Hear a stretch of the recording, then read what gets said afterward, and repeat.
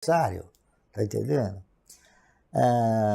Todas as pessoas que um dia estabelecerem uma prioridade, eles acabam sempre dando assim, valor a essa prioridade.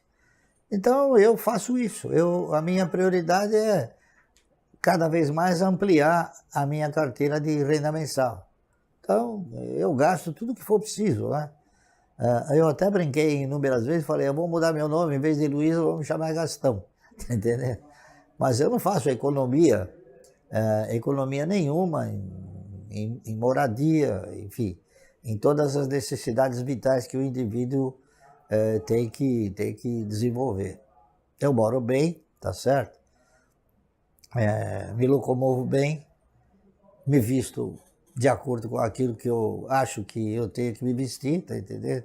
Eu nunca tive a pretensão nem a sensação de agradar terceiros para que eles pudessem me dar uma avaliação da minha vestimenta, né? Eu, agradando a mim, é o que basta, tá certo? Eu dou pouco valor para as opiniões. Agora, eu gasto. O que for preciso gastar, eu gasto. E eu duvido que tenha alguém que gaste mais do que eu. Um dia eu fui pobre, né? Eu nunca tive a pretensão de ser rico. Eu sempre tive medo de voltar a ser pobre, certo? Então, o que acontece? O meu conceito de riqueza é o seguinte, é que rico é aquele que se contenta com o que tem. Eu sou pobre porque eu não me contento com o que eu tenho. Não porque eu interprete que o que eu tenho já não seja suficiente, mas é que eu acho que há a possibilidade de ganhar mais. Então, eu não quero parar no tempo, eu quero continuar evoluindo, tá certo? Então, e outra coisa, essa evolução vai fazendo com que as pessoas assumam um caráter mais positivo na sua carteira, nos seus ganhos, né? É isso aí. Chega num determinado momento que você não consegue gastar, mas nem um centésimo daquilo que você ganha, certo? Então as pessoas gostariam que eu tivesse 5, 6 Mercedes, entendeu? Eu tenho bons carros, ótimos carros, mas não precisa ser o mais caro, não precisa ser o de 300 mil dólares, tá entendendo? Pode ser o de 50, de 80 mil reais, que tá muito bom. O que importa é você analisar aquilo, você investir naquilo, comprar aquilo que efetivamente vai te traduzir num benefício. Eu não sou uma pessoa que compra bengalas, tá certo? Bengalas é o seguinte, eu não preciso chegar para uma pessoa e falar, olha, tá vendo, eu tenho isso, eu tenho aquilo, eu tenho outro. Ao contrário, as ações são um ativo que esconde o teu patrimônio, tá entendendo? Não é como são patrimônios assim que são ostentatórios, né? A ação não é ostentatória, porque ela está guardadinha, ninguém sabe se você tem ou se não tem, se é verdade ou se é mentira, né? Enfim, a Bolsa não tem milhões de investidores. A Bolsa tem muitos especuladores. Então, às vezes, o cidadão chega para mim e pergunta, ô Márcio, me diga uma coisa, qual é a hora de vender uma ação? Eu falo, mas a ação é feita para comprar, não é feita para vender. Tá entendendo? Então, esses milhões a que você se refere são milhões de especuladores, porque na realidade, investidores como eu, há uma quantidade muito pequena. E eu vou dizer até uma coisa que é o meu sentimento. A Bolsa como instituição, ela não deseja investidores como eu. Ela quer que o cidadão que entre no mercado seja um especulador.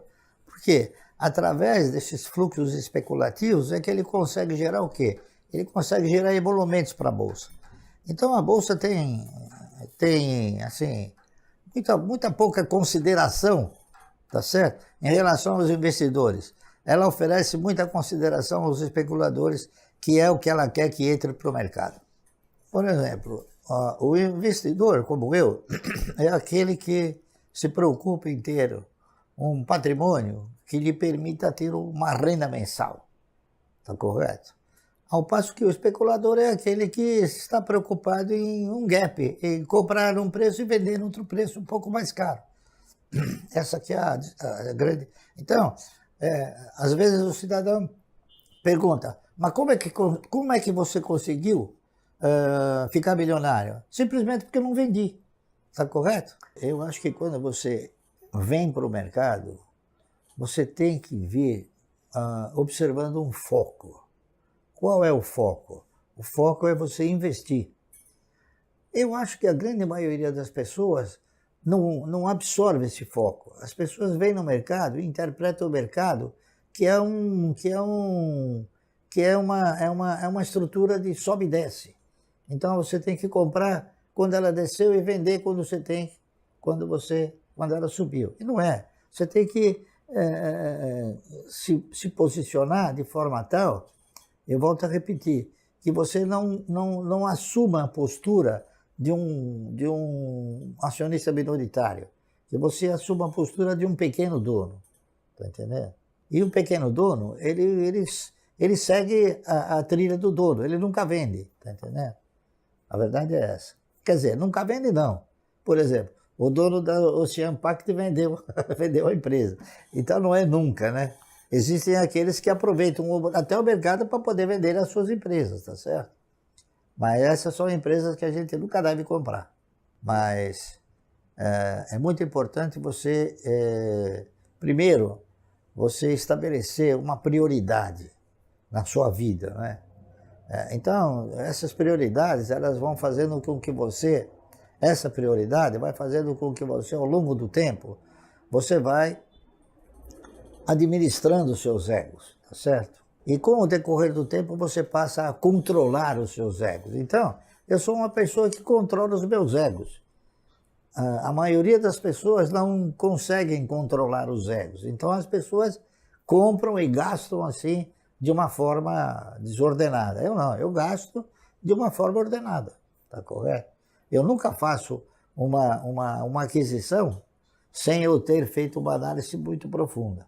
Já fui tentado inúmeras vezes, né? Mas ninguém conseguiu, tá certo? Então eu procuro analisar e olhar o futuro. Eu não olho assim, eu olho para frente, né?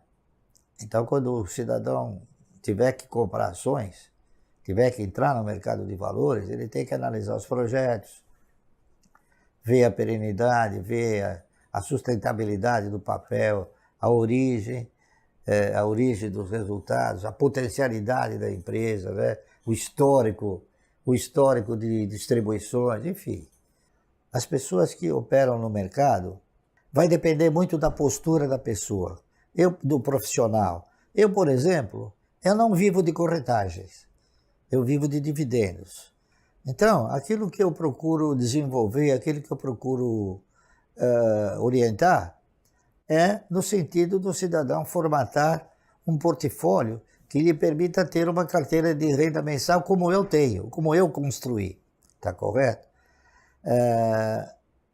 Eu não saberia dizer qual o tempo necessário para a pessoa ter e adquirir uma cultura capaz de ter uma experiência como eu tenho, de 50 e poucos anos de mercado, entendeu? E até hoje eu aprendo, a verdade é essa. Né? Veja que eu comprei o Ocean Pact, né? Isso aí é um aprendizado que eu nunca pensei que talvez eu fosse ter que aprender novamente. Há muitos anos eu aprendi um negócio interessantíssimo. Eu não dou o valor que o patrimônio consegue representar para muitas pessoas, né? Eu já tive ações que eu comprei por 25 centavos e hoje ela custa R$100. O patrimônio, ele apenas e tão somente, ele contempla o seu ego, ele não te põe recursos no seu caixa. O que põe recursos no seu caixa é o dividendo. Então, eu não me preocupo com a oscilação do meu patrimônio, porque ela costuma oscilar de uma forma expressiva, né? Expressiva que eu digo de 300 a 400 milhões a cada vez que dá uma crise. E eu não me importo porque ele ele não abastece o meu caixa. E eu sei que daqui a pouco a crise vai ter uma gestação e o patrimônio vai voltar a ter a sua magnitude de antes da crise, tá certo? Então, eu até recomendo o seguinte, aqueles que se propuserem a investir no mercado de ações, eles têm que exercitar esse tipo de postura, ou seja, olhar para aquilo que abastece o teu caixa, não aquilo que contempla o teu ego.